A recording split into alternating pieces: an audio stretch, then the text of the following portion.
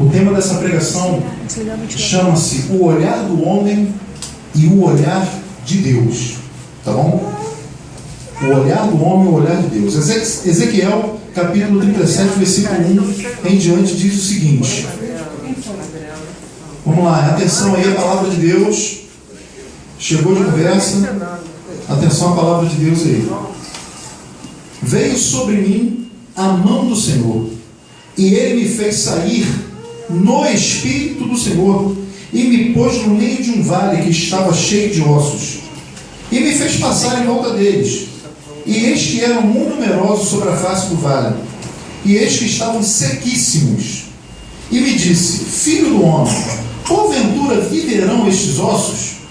E eu disse: Senhor Deus, tu o sabes. Então me disse: profetiza sobre estes ossos. E disse-lhes: ossos secos, ouvi a palavra do Senhor. Assim diz o Senhor Deus a estes ossos: eis que farei entrar em vós o Espírito, e vivereis. E porei nervos sobre vós, e farei crescer carne sobre vós, e sobre vós estenderei pele. E porei em vós o Espírito, e vivereis, e sabereis que eu sou o Senhor. Então profetizei como se me deu ordem. E houve um ruído, enquanto eu profetizava. E eis que se fez um rebuliço, e os ossos se achegaram, cada osso a seu osso. Aleluia! E olhei, e eis que vieram nervos sobre eles, Glória e cresceu a carne, e estendeu-se a pele sobre eles por cima, mas não havia neles espírito. E ele me disse: profetiza ao Espírito, profetiza ao Filho do Homem, e dize ao Espírito: assim diz o Senhor Deus, vem dos quatro ventos, ó Espírito, e assopra sobre estes mortos, para que vivam. Profetizei como ele me deu ordem. Então o Espírito entrou neles, e viveram, e se puseram em pé, um exército grande em extremo. Então me disse: filho do homem, estes ossos são toda a casa de Israel. Repete comigo, por favor. Toda a casa de Israel. Isso. Eis que dizem: os nossos ossos se secaram, e pereceu a nossa esperança. Nós mesmos estamos cortados. Portanto profetiza e dize-lhes: assim diz o Senhor Deus, eis que eu abrirei os vossos sepulcros, e vos farei subir das vossas sepulturas, ó povo meu, e vos trarei a terra de Israel. Palavra do Senhor, que o Senhor deu ao profeta Ezequiel aqui no capítulo 37. Bom, o tema dessa palavra, dessa mensagem, chama-se O Olhar do Homem e o Olhar de Deus. Quando um homem de Deus é levado pelo Espírito do Senhor, pelo Espírito de Deus, a caminhar em um lugar aonde os seus olhos só enxergam um monte de ossos secos e apodrecidos, com certeza existe um propósito de Deus.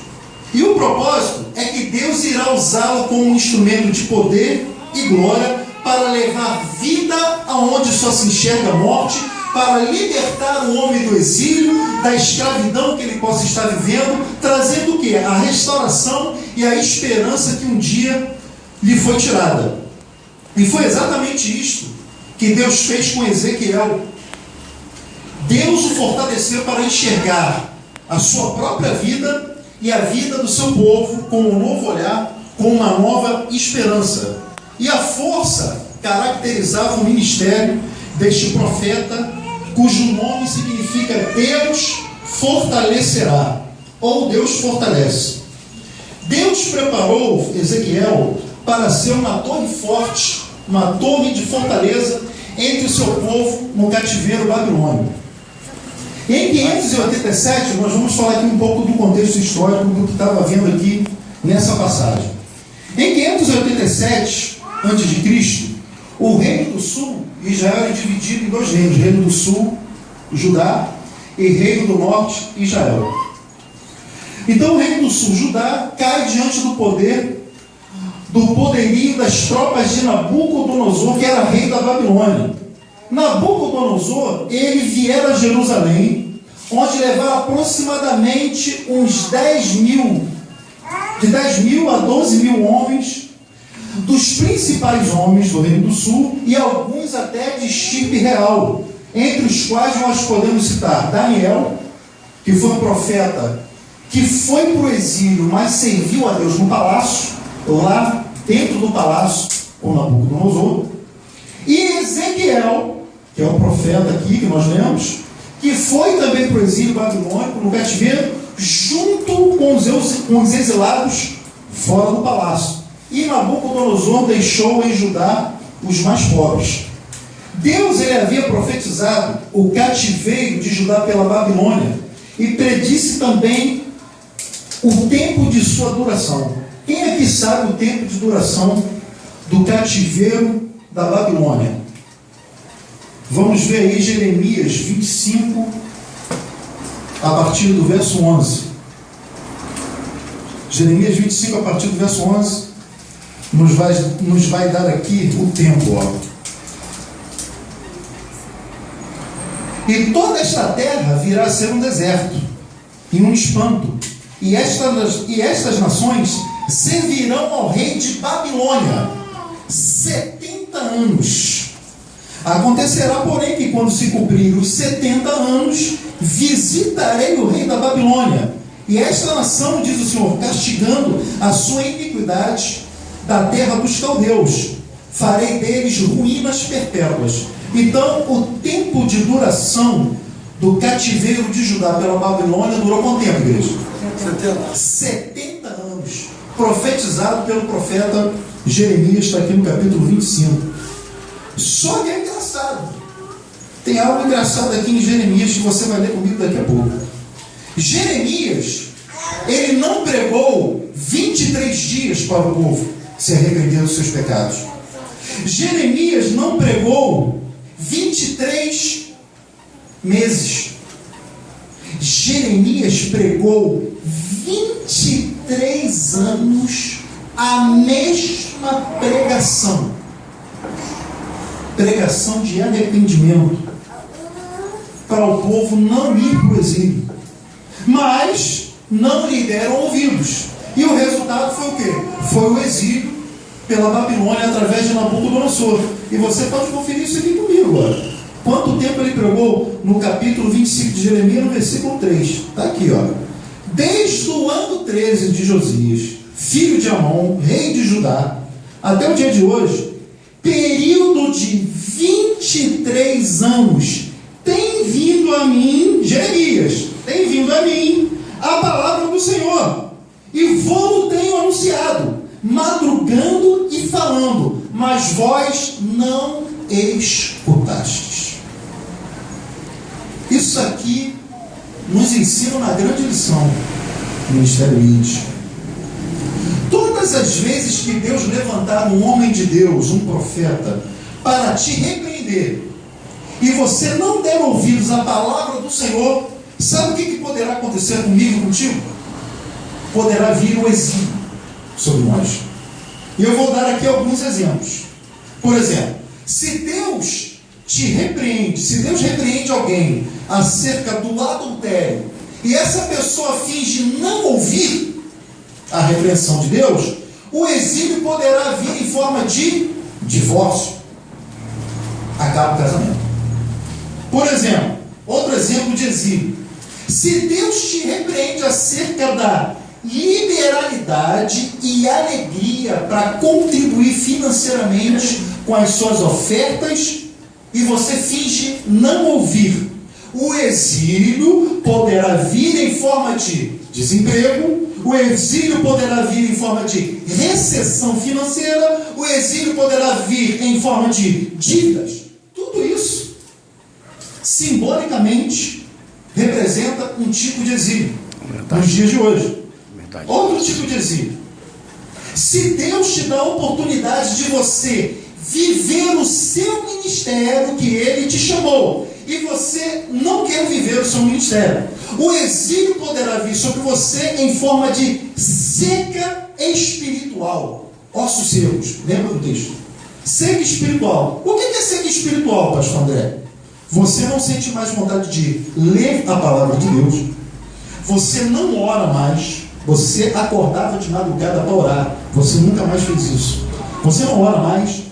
A sua fé começa a se esfriar. Você começa a apostatar da fé.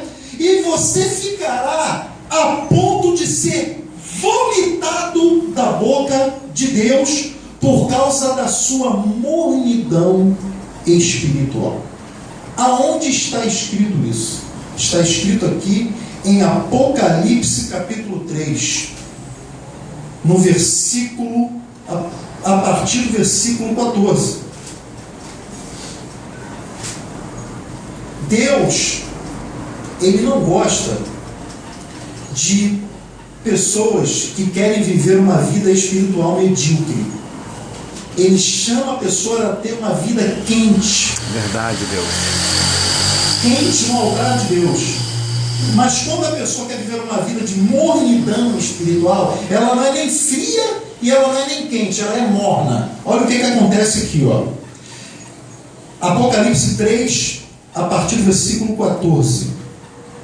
E ao anjo da igreja de Laodiceia escreve: isto diz o Amém, a testemunha fiel e verdadeira, o princípio da criação de Deus. Conheço as tuas obras, que nem és frio, nem quente. Quem dera foras frio ou quente. Assim, porque és morno e não és frio nem quente, vomitar-te-ei da minha boca. Como dizes: rico sou, estou enriquecido, e de nada tenho falta, e não sabes que és um desgraçado, miserável, pobre, cego e nu. Olha aqui, ó. Isso aqui é um negócio muito sério. Verdade. Mornidão espiritual. Quem quer viver vida de mornidão espiritual na igreja de Cristo, um dia vai ser vomitado pelo próprio Jesus. Porque foi ele que escreveu isso aqui, que não escreveu isso aqui. Então, no exílio, nós estamos falando de tipos de exílio. No exílio, os judeus, eles apresentavam um quadro lastimável, deplorável. Sem tempo, eles não tinham mais tempo, perderam tempo. Sem vida nacional, estavam fora do seu país, sem esperanças. Eles se enxergavam como um monte de ossos secos. E o próprio Ezequiel, que perdeu a sua esposa durante o cerco de Jerusalém, se enxergava também como um monte de ossos secos. Quer ver? Está aqui, ó. Ezequiel 24. Olha o que aconteceu com Ezequiel. O camarada perdeu a esposa durante o cerco de Jerusalém e ainda foi fazer a obra de Deus. Tem gente que dá desculpa para não fazer a obra de Deus por qualquer motivo. O camarada perdeu a esposa, Deus mandou ele ir, ele foi. Olha só, vamos ver se eu estou falando mentira ou verdade. Ezequiel 24, 18. Vamos lá. Está aqui, ó. E falei ao povo pela manhã, e à tarde morreu minha mulher. E fiz pela manhã como me foi mandado. Isso aqui é tremendo, cara. Olha o 17. Antes. Geme em silêncio. Não faças luto por mortos. Ata o teu turbante e põe nos pés os teus sapatos. E não cubra os teus lábios. Quer dizer, não pare de pregar. Não pare de fazer a obra que eu, o Senhor, te mandei.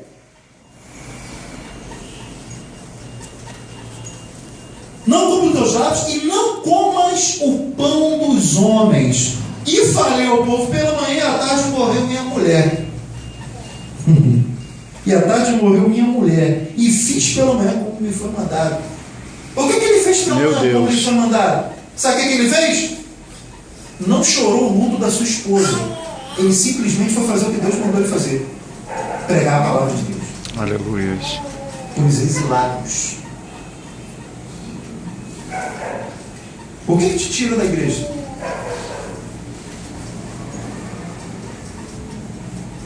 Pensa aqui, pensa você. O que te tira da igreja? Festa te tira da igreja? Balada te tira da igreja? Da obra? Nada paralisava o ministério de Ezequiel.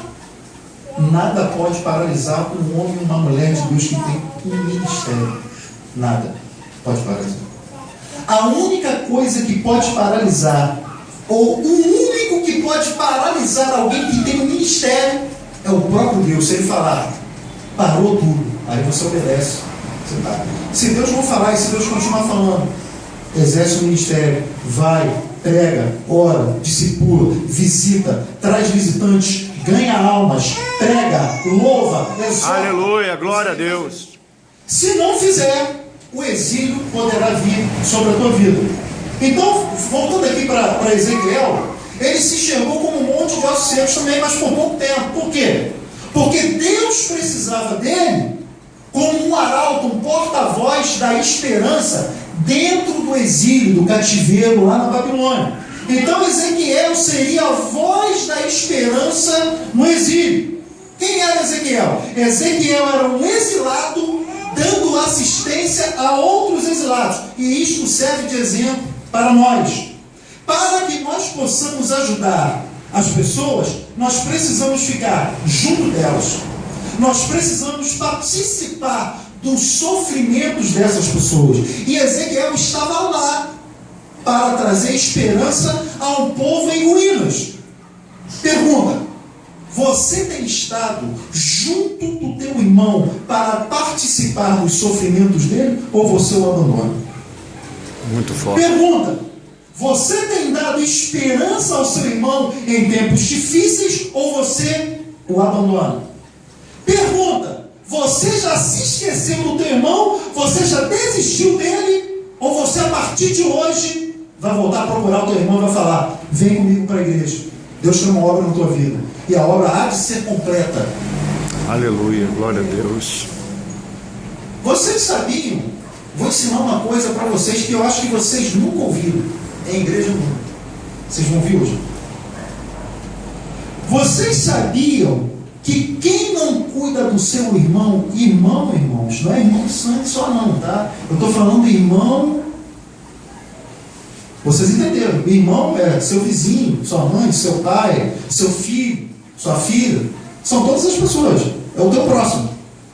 Vocês sabiam que quem não cuida do seu irmão é simbolicamente assassino dele?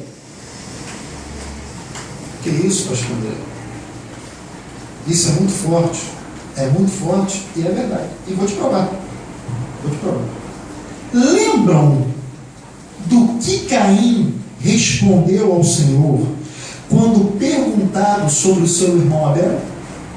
Quem aí lembra? Faz um esforço aí para se lembrar.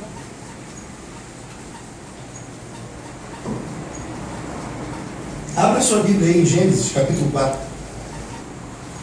A partir do versículo 9. Quem não cuida do seu irmão, simbolicamente, é assassino dele.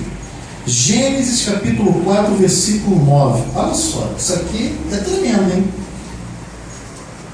E disse o Senhor a Caim: onde está Abel, teu irmão? E ele disse: não sei. Sou eu guardador do meu irmão? Olha a resposta de Caim para Deus. Vou ler de novo. E disse o Senhor a Caim: onde está Abel, teu irmão? E Caim disse: não sei. Sou eu guardador, em algumas versões está tutor, do meu irmão? E disse Deus: que fizeste? A voz do sangue do teu irmão clama a mim desde a terra, e agora maldito és tu, desde a terra, que abriu a sua boca para receber da tua mão o sangue do teu irmão. Então está aí, ó. Caim não cuidou do irmão dele.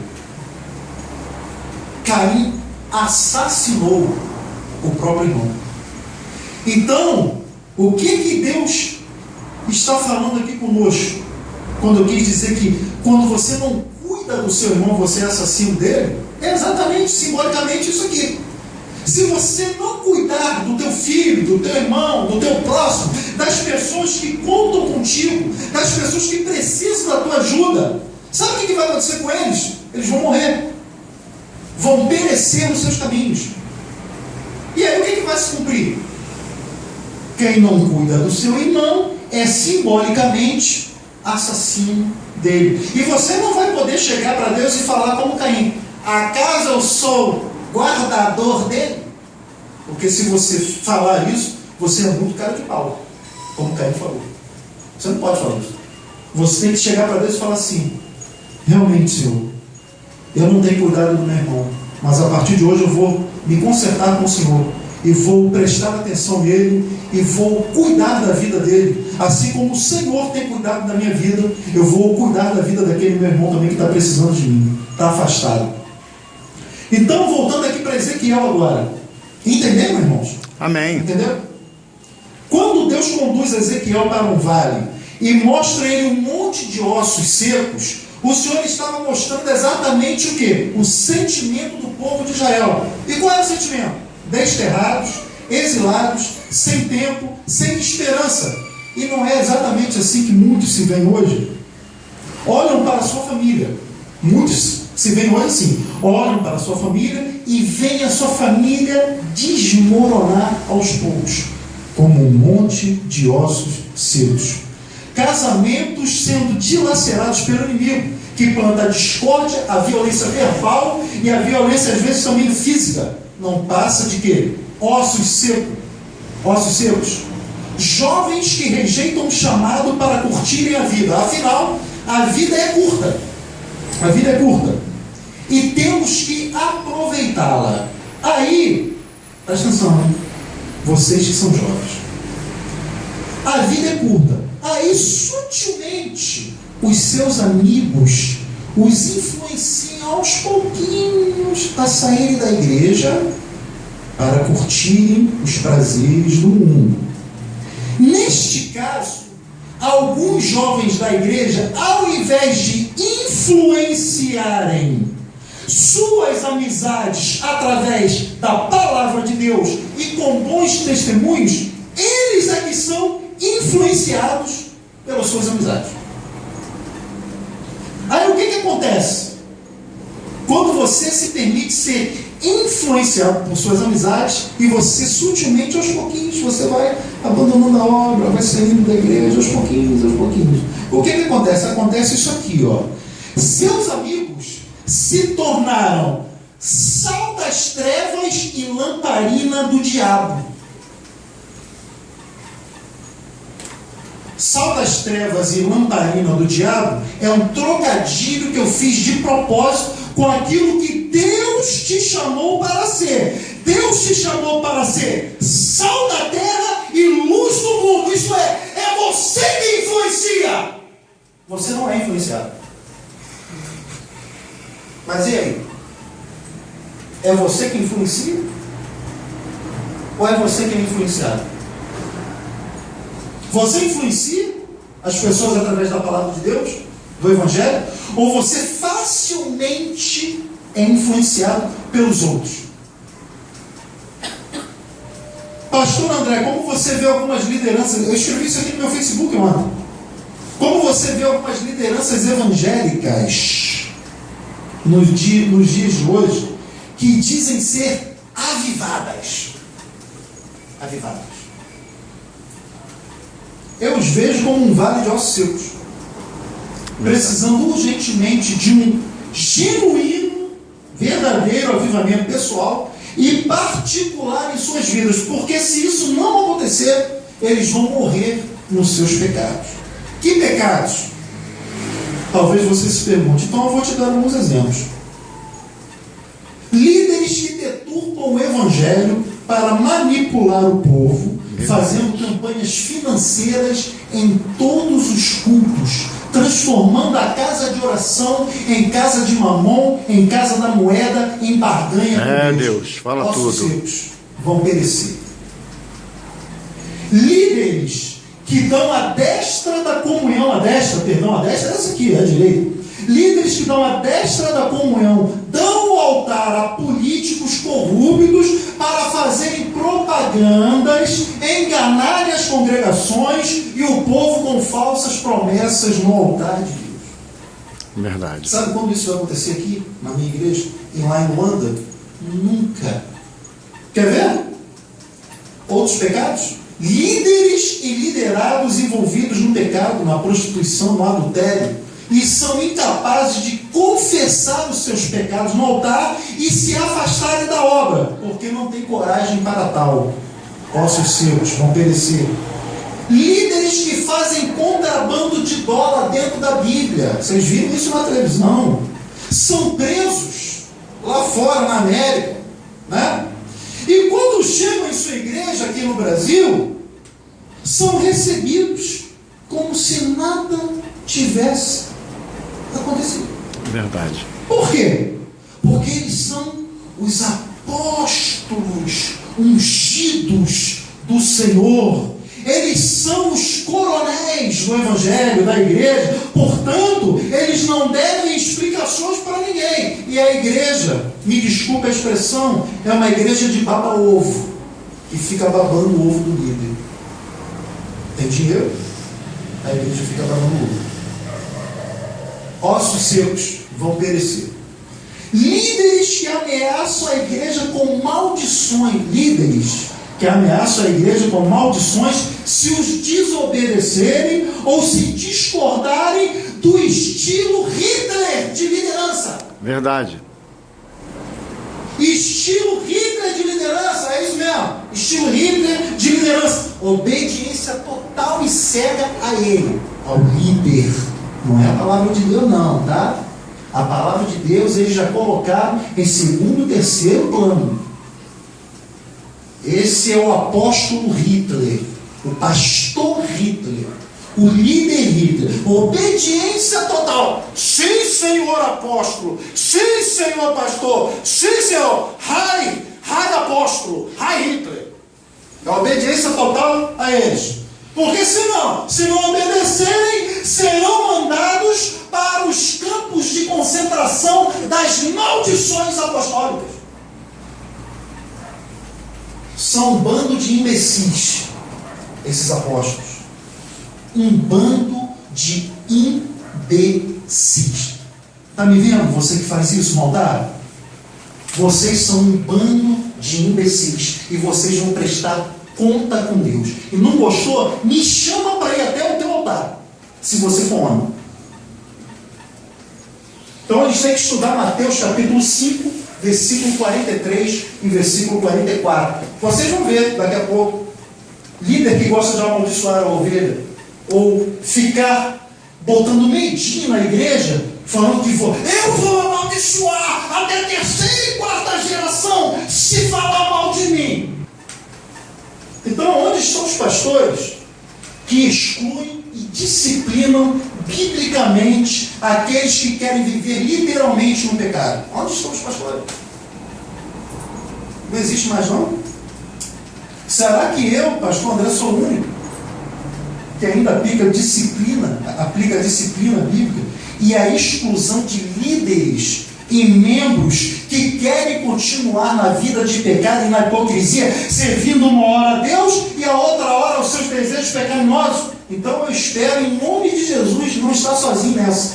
Eu espero ter outros que ainda excluam quem quer viver sem vergonhice dentro da igreja. A exclusão, deixa eu explicar uma coisa para vocês não entenderem errado. A exclusão bíblica visa fazer com que o excluído seja humilhado e durante o seu estado de humilhação ele se volte para Deus, tenha consciência de todos os erros que ele cometeu e depois ele seja readmitido de novo dentro da própria igreja. Ele foi excluído. Não é para excluir a pessoa e a pessoa ficar fora para sempre, não. É para ela se arrepender e depois voltar. Será que Deus quer que enxerguemos as coisas com esse olhar? E você? Agora vamos falar de você. Quando você se olha no espelho, o que você se vê? O que você vê? Um homem sem sonhos, uma mulher sem sonhos, uma mulher derrotada, sem esperança. Então deixa eu te falar uma coisa, já que você veio aqui no ministério de hoje.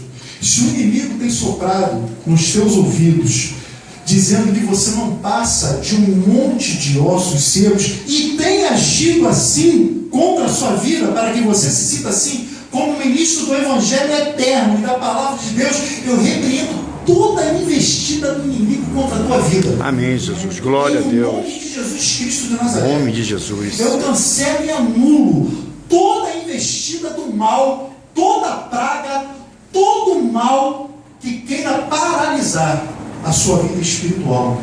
Então eu quero que vocês abram a boca de vocês e declarem assim comigo. Vem dos quatro ventos. Fala assim comigo. Não ouvi nada. Vem dos quatro ventos. Vem os quatro ventos. Ó Espírito. Ó Espírito. E sopra. E sopra. Sobre minha vida. Sobre minha vida. Trazendo vida. Trazendo vida. Onde há morte. Onde há morte. Eu não aceito. Eu não aceito. Ossos secos. Ossos secos. Sobre a minha vida. Sobre a minha vida. Sobre a minha família. Sobre a minha família. Sobre o meu ministério. Sobre o meu Pois ministério. sobre a minha vida Sobre a minha vida. está o Espírito Está o Espírito de Deus. Deus. Amém. Está na hora de você parar de se enxergar como um pobre coitado ou como um morto que esqueceram de sepultar. Que olhar fatídico é esse que você tem? Deus, neste dia, através dessa palavra, Ele está restaurando a tua esperança, a alegria que lhe foi tirada. Então, basta de sofrimento, chega de ossos secos na tua vida, porque o exílio acabou, meu irmão. Se você está vivendo o exílio, sinta-se livre. Para o quê? Para voar nas asas do querubim e ir de encontro ao teu Deus. Porque Deus tem milagres para fazer neste tempo. Deus tem uma unção poderosa para derramar neste tempo também sobre a tua vida. Tudo pode mudar na vida da pessoa. Basta ela se enxergar de uma outra forma, ou aprender a se enxergar de uma outra forma. Certa vez Jesus falou isso aqui: são os olhos a lâmpada do teu corpo. Se os teus olhos forem bons, todo o teu corpo, quer dizer, toda a sua vida será iluminada pelo Espírito Santo de Deus. Então você precisa se enxergar com o olhar de Deus. Deus te ama e Ele te enxerga com bons olhos. O homem pode até te olhar com um olhar de desprezo, porém o teu Deus não. E há um grande contraste entre o olhar do homem e o olhar de Deus. Qual é o tema da mensagem? O olhar do homem e o olhar de Deus. Vamos ver aqui, ó. O homem vê o exterior. Deus, Ele vê o interior, o que se passa dentro da tua alma e dentro do teu coração. Davi, por exemplo, era olhado como um pequenino plebeu, um pastorzinho de ovelhas que cheirava a titica de ovelha, porque ele ficava o tempo todo cuidando das ovelhas. Então Davi era olhado assim pelo povo. Só que Deus já o enxergava como o futuro e maior e grande rei de Israel. E ele foi o maior rei de Israel. O homem tem um olhar de vingança. Os valentes de Davi incitaram Davi a matar Saul.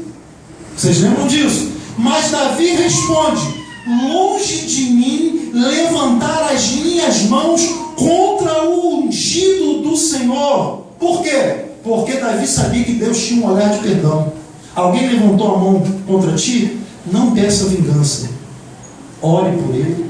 Peça que Deus o perdoe e o perdoe também. Amém. Até porque você não precisa pedir vingança, porque a vingança está escrita que já pertence ao Senhor. Se Deus quiser se vingar, é com Ele. Você não precisa fazer oração de vingança. Senhor, faz isso, faz aquilo. Não, não é isso não. faz como Davi. Longe de mim levantar minha mão contra ele. Está nas suas mãos, Senhor. Obediência. Deixa Deus cuidar e tratar. Perceberam a diferença entre o olhar? Já perceberam a diferença entre o olhar do judaísmo da época de Jesus e o olhar de Jesus?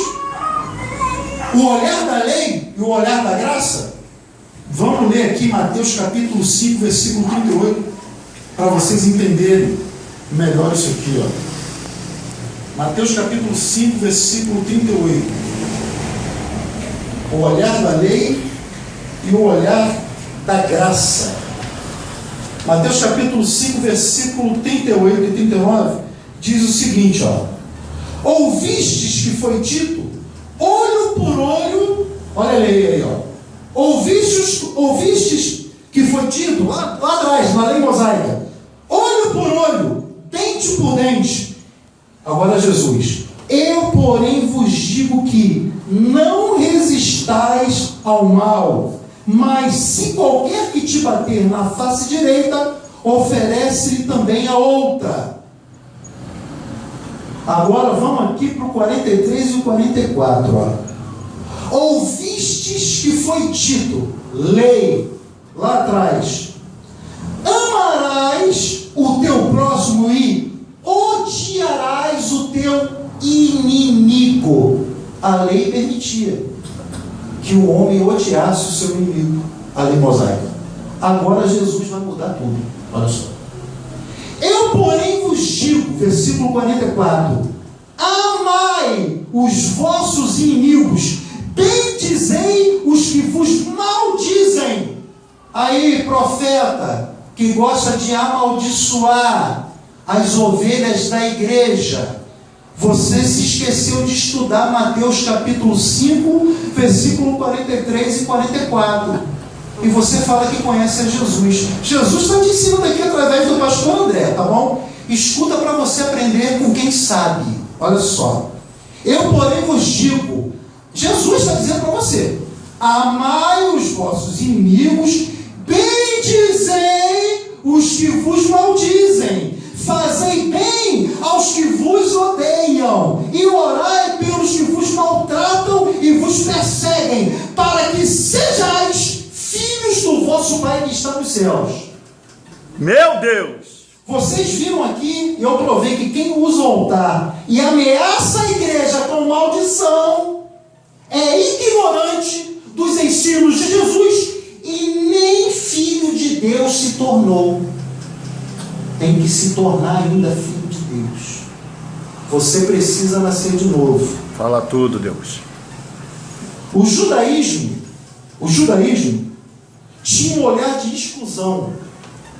Pobres, cegos, coxos, leprosos, publicanos, samaritanos e tantos outros faziam parte da lista de exclusão do judaísmo da época de Jesus. Por quê? Porque o olhar da lei os condenava. Vocês acabaram de ler aqui comigo. Se possuísse algum defeito físico, foi porque o indivíduo ou os seus pais pecaram. Eles acreditavam nisso. O judaísmo os enxergava como a própria manifestação do pecado. Mas Jesus, ao lançar o seu olhar sobre os coxos, sobre os leprosos, sobre os samaritanos, os publicanos, aqueles que eram excluídos, e os curava, lhes restaurando a dignidade. E o que Jesus fazia? Lhes curando, ele abria novamente a porta do templo em Jerusalém, que sempre foi fechada para eles, porque eles não podiam frequentar o culto no templo de Jerusalém. Quando Jesus curava essas pessoas, sabe o que Jesus estava falando? A porta do templo sempre esteve fechada para você, né, meu filho? Você está curado, você está limpo. Vai lá e adora o Senhor teu Deus. Era isso que Jesus fazia quando ele curava as pessoas. E o olhar do diabo?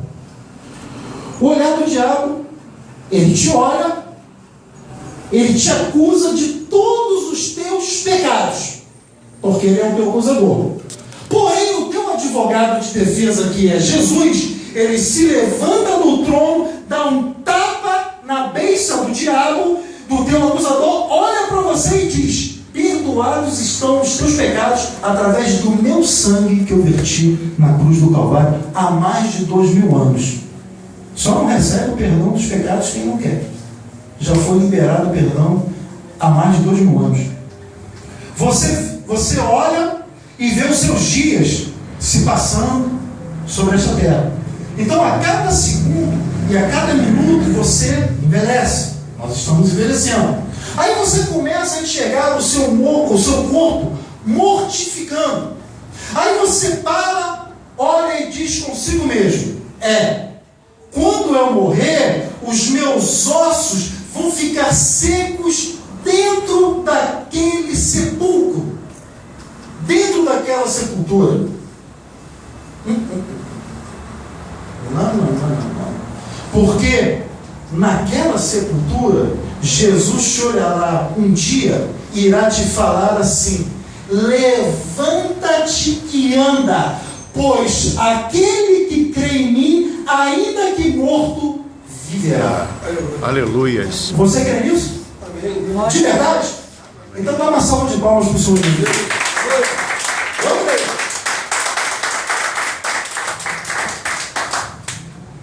Ele ressuscitou. Muitos ressuscitaram através dele e dos discípulos. E todos aqueles que creem nele ressuscitarão também. Então vamos voltar agora ao profeta Ezequiel. Vamos voltar para Ezequiel. Ezequiel agora passa a olhar com os olhos de Deus. Antes ele olhava e só conseguia ver ossos secos. Agora ele pode ver o quê? A vida da nação que estava sem vida, sem esperança, transformada pelo poder de Deus. Porque agora o olhar dele mudou. Ele possui o olhar de Deus, ele possui a visão de Deus. Ele contempla o quê? O Espírito de Deus restaurando osso por osso. Restaurando o quê? A nação que estava destruída. O Espírito de Deus fará sempre novidades na vida daqueles que creem nele. Amém? Amém. Se os teus olhos forem bons, toda a sua vida será boa. Aleluia. Glória. Em meio aos problemas, isso aqui é muito importante esse exemplo que eu vou dar agora, e essa história. Em meio aos problemas e às dificuldades, às tormentas, às tempestades da vida, eu sempre consegui enxergar Deus na minha vida. Amém, Sempre Jesus. consegui. Eu perdi a igreja de Angola. Eu estava para vir embora para o Brasil sem igreja. Mas aos 48 minutos do segundo tempo, Deus me levou a pregar o Evangelho em uma prisão com um prisioneiro. E aquele prisioneiro me abençoou com um terreno. Aleluia. Glória a E o Deus. ministério ID está lá até hoje. Amém, Jesus. Louvado Eu seja o teu nome. sempre consigo enxergar Deus nos momentos mais difíceis da minha vida. E você? Será que você é aquele tipo de pessoa que olha para tudo ao redor, olha para as circunstâncias da vida e só sabe murmurar? Só sabe reclamar? Só sabe falar o seguinte: não tem mais jeito, não tem mais solução. Deixa eu te contar uma história. 2 homens, ambos gravemente doentes, estavam no mesmo quarto do hospital. Um desses homens podia sentar-se na sua cama durante 1 hora, todas as tardes, para melhorar a circulação dos seus pulmões, a circulação do ar. E sua cama estava junto da única janela que havia no quarto. O outro homem tinha que ficar sempre deitado de costas naquele leito.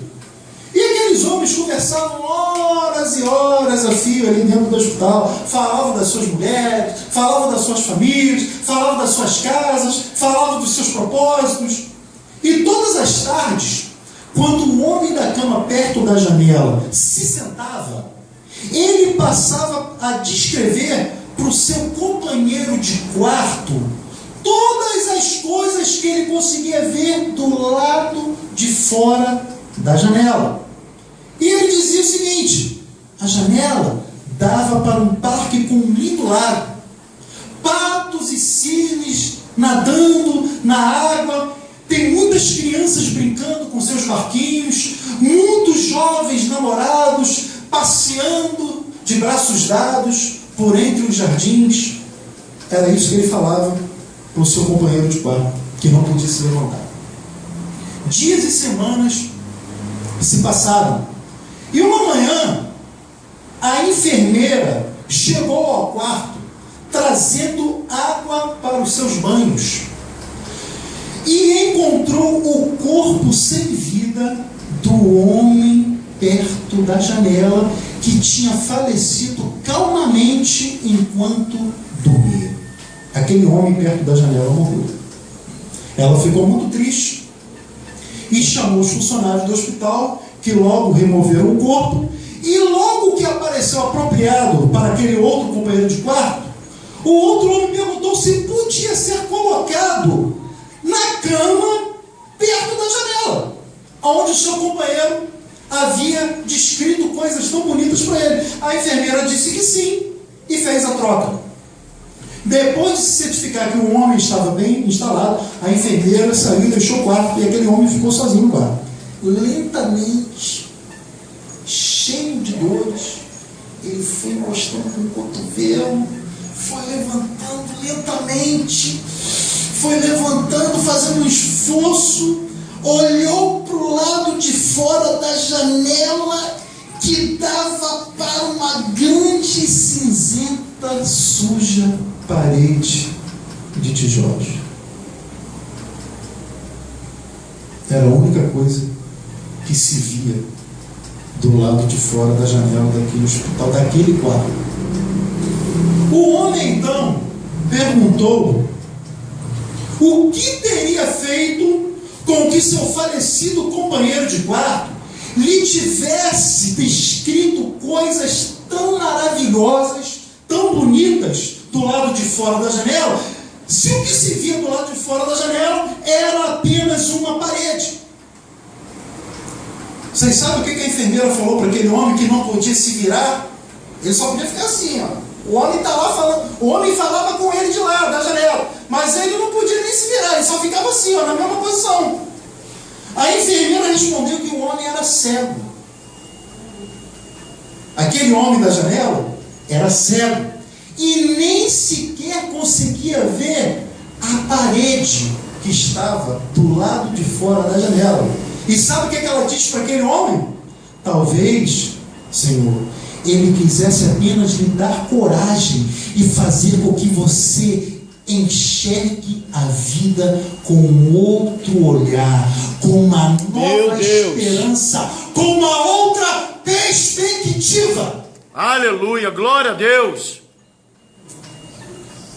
Este homem da história, ele era cego. Porém, se você perceber, você irá notar que havia luz sim em seus olhos.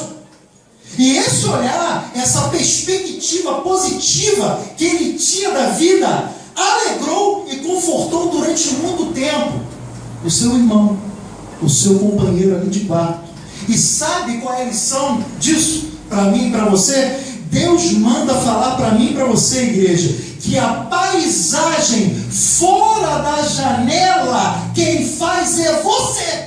Aleluia, glória a Deus. Você quem faz a paisagem fora da janela. Glória a Deus. Creia que tudo é possível quando se está com Deus, quando se está com Jesus. Com Jesus na tua vida, a paisagem da tua janela será de uma vida feliz, será de uma vida abundante, porque Jesus é a água da vida, e onde existe água, não existem ossos secos. Aleluia, glória a Deus.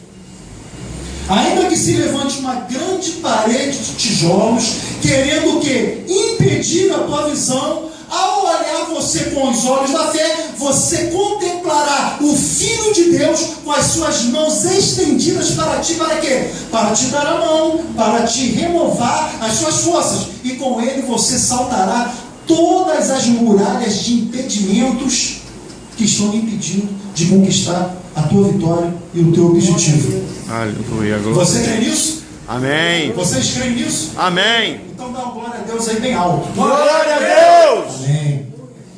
Jesus experimentou a morte mais dolorosa que um ser humano poderia experimentar. Verdade. A morte de cruz. A crucificação crucificação ou crucifixão. Jesus morreu na cruz para te tirar do exílio. Jesus morreu na cruz para te tirar do cativeiro. Satanás pensava ter vencido o Filho de Deus. Ele pensava que os ossos do nosso Senhor Jesus ficariam apodrecidos para sempre dentro daquele sepulcro. Mas ele se enganou. Por quê? Porque os ossos de Jesus não se secaram. A morte não pôde deter aquele que é o autor da vida. Eu quero falar uma coisa muito importante para vocês. Muito importante mesmo. A verdadeira fé e a religião viva não pode surgir de um cadáver. Por quê? Fé que surge de um cadáver, para mim, está tão morta quanto o próprio cadáver que afundou e está no sepulcro. Fé genuína, para mim, surge daquele que esteve morto, mas ressuscitou ao terceiro dia. O nome dele é Yeshua HaMashiach, Jesus Cristo, o Messias. Se você for visitar o sepulcro de Jesus, lá em Israel, sabe o que vai estar escrito no sepulcro de Jesus? Não está aqui, ressuscitou ao terceiro dia. Glória a Deus. Mas se você for no sepulcro de todos os outros líderes de diversas religiões, você vai em cada sepulcro de todos eles, lá vai estar escrito assim: aqui jaz ossos mortais de Allan Kardec. Você vai abrir, os ossos de Allan Kardec vão estar lá. Aqui jaz ossos mortais de fulano e tal. Você vai abrir, os ossos dele vão estar lá. Aqui jaz ossos mortais de fulano e tal. Você vai abrir, os ossos vão estar lá. Agora, se você for em Jerusalém, vai lá em Jerusalém, vai lá em Israel, você vai abrir o sepulcro de Jesus, você não vai ver osso. Sabe por quê? A profecia diz que ele não veria corrupção. A profecia diz que o seu corpo não veria corrupção. Sabe o que é isso? O corpo de Jesus não vê corrupção. O corpo de Jesus não se decompor dentro do sepulcro. Não houve decomposição do corpo de Jesus dentro do sepulcro, porque ao terceiro dia ele reviveu e ressuscitou. Glória a Deus.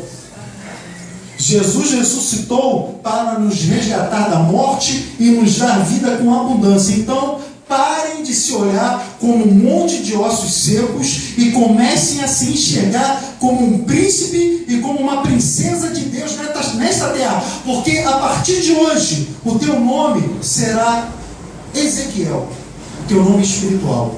Amém. Por que Ezequiel? Deus fortalecerá. Amém. Deus te fortalecerá. Então, se há trevas sobre a tua vida, eu profetizo que as trevas se convertam em luz. Vamos ficar de pé para a gente orar. Glória a Deus. Se há enfermidade sobre ti, querendo secar os seus ossos, ou os ossos até dos seus familiares, eu repreendo essa enfermidade e eu profetizo aos ventos do Espírito que soprem sobre a sua vida e soprem sobre os seus familiares agora. Se existe alguém que está doente e que você está se lembrando dele aqui agora, eu quero que você ore junto comigo pela cura, pela restauração dessa pessoa. Amém? Coloca a mão aí no teu coração e repete essa oração junto comigo. Em nome de Jesus, Em nome de Jesus, eu profetizo eu profetizo aos quatro ventos aos quatro ventos do Espírito. do Espírito. Vem dos quatro cantos, Vem dos quatro cantos, Espírito de Deus, Espírito de Deus, e assopra e assopra sobre essa pessoa sobre essa pessoa que está no leito de que morte, está no leito de morte, enfrentando a morte, enfrentando a morte, enfrentando a doença. enfrentando a doença. Em o nome de Em Jesus, nome de Jesus, eu tenho fé eu tenho fé no Filho de Deus Filho de Deus e na palavra de Deus na palavra de que Deus está sendo liberada agora. sendo liberada, Que haja cura, que haja cura, que haja restauração. que haja restauração. Se o médico Se o médico já está assinando já está assinando o atestado de óbito, dado de óbito, em o nome de em Jesus, nome de Jesus, espírito de morte espírito de morte seja cancelado seja agora, cancelado agora. e que o fôlego de vida Fôlego de da parte de Deus da parte de Deus seja soprado seja soprado sobre esta pessoa, sobre esta e pessoa, que ela seja levantada levantada, ela seja que ela levantada, seja curada, que ela seja no nome e no sangue de Jesus, no nome do sangue, que haja ressurreição, que haja ressurreição, que haja poder de que Deus, haja poder de Deus, através da minha vida, através da minha vida, através do ministério através do ministério, que eu estou, que eu estou, em nome de Jesus. em nome de Jesus, Eu profetizo, eu profetizo, os ossos secos nossos secos acabaram, acabaram, pois aonde está Jesus pois aonde está Jesus e o Espírito Santo, e o Espírito Santo, a morte acabou, a morte acabou, a vida a vida apenas está começando, apenas está começando, em nome de em Jesus. nome de Jesus. Amém. Amém. Graças a Deus. Glória a Deus, aleluia, Glória a Deus. Pode aplaudir aí ao Senhor. aleluia. Bom, essa foi a palavra que o Senhor Deus trouxe ao meu coração para pregar hoje aqui no núcleo do Rocha, do Ministério Internacional do Evangelho Eterno. O olhar do homem e o olhar de Deus. Aprendam a se olhar com o olhar de Deus e não mais se olhar com o olhar do homem. O olhar do homem é vingativo, é enganoso. O olhar de Deus é perdoador e é abundante.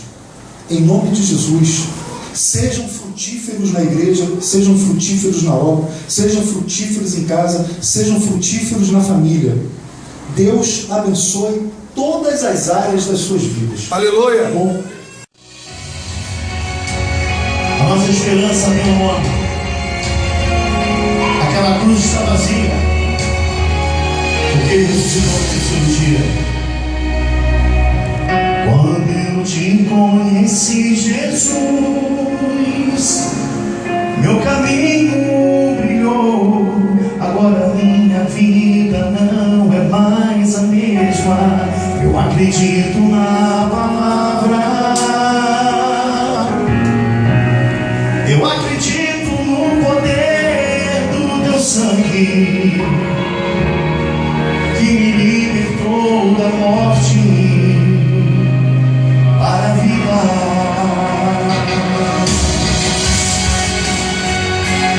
A palavra da cruz é loucura.